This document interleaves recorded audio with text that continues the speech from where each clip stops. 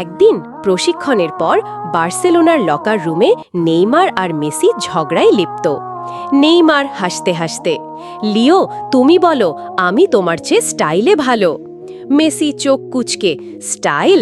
তুমি তো ফুটবলার নও, soap Opera তারকা। নেইমার রাগে মেসির জার্সি ধরে টান দিল।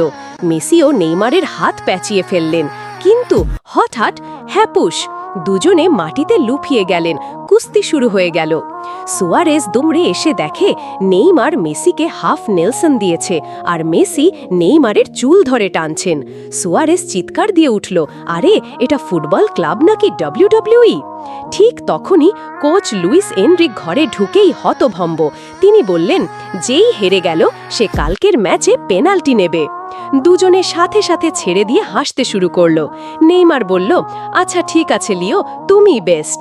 মেসিও জবাব দিলেন, না না, তুমি আজ জিতলে, পরের বার আমি র্যাবোনা কিক দিয়ে জবাব দেব।